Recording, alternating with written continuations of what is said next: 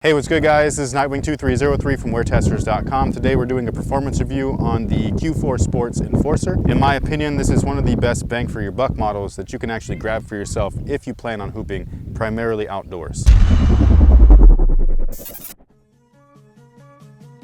So traction on these guys is nothing spectacular in terms of looks or storytelling, but in terms of performance, it excels, especially out here on the blacktop. I did play in a different colorway indoors. They were decent inside. It was definitely one of their best outsoles that they used besides what's on the Millennium High. But again, if you're looking for something outdoors, that's definitely what I would recommend these for. They're priced along that budget line. It's solid rubber, it's durable, and it actually works. Now the cushion is their highlight. Believe it or not, this stuff is called compress. It's a very bouncy, resilient, and responsive ride. I would even say that it's probably slightly bouncier than Adidas's Bounce. And what's really great about these guys is that there's multiple layers of cushion. So you have the compress midsole cushion, which is just the first layer. And then inside there, it's probably hard to see, but there's an additional layer where you'd normally get a Strobel board. And then you have the Ortholite insole, and in the heel, you actually have another EVA pad. So again, there's just tons of cushion in this shoe.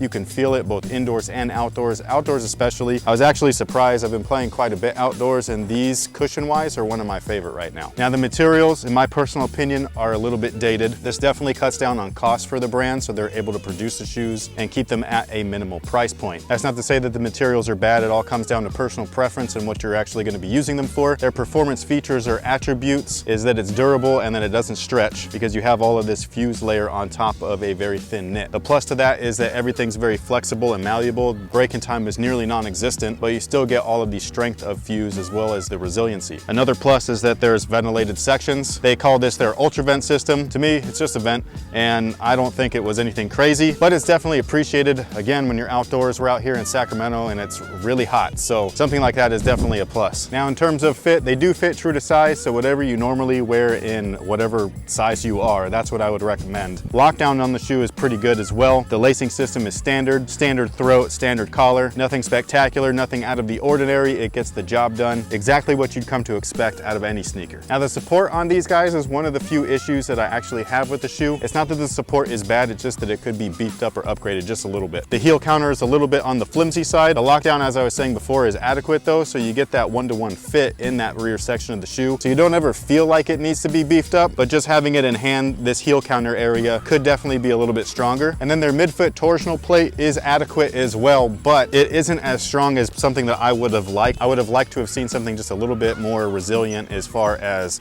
maneuverability. But again, another plus is that the insole here does have an arch support piece in there made out of TPU or plastic, very similar to something that you'd see in an insole from like an aftermarket insole. And then because that platform is flat, just because it does lack a little bit of torsional rigidity, it doesn't affect things too much or give me foot fatigue, just because the fit of the shoe actually locked me in pretty well. And then one of the huge bonuses is the lateral outrigger, as well as the semi-wide forefoot. I thought that lateral stability on this guy was awesome. And that pretty much takes care of it for the Q4 Sports NForcer.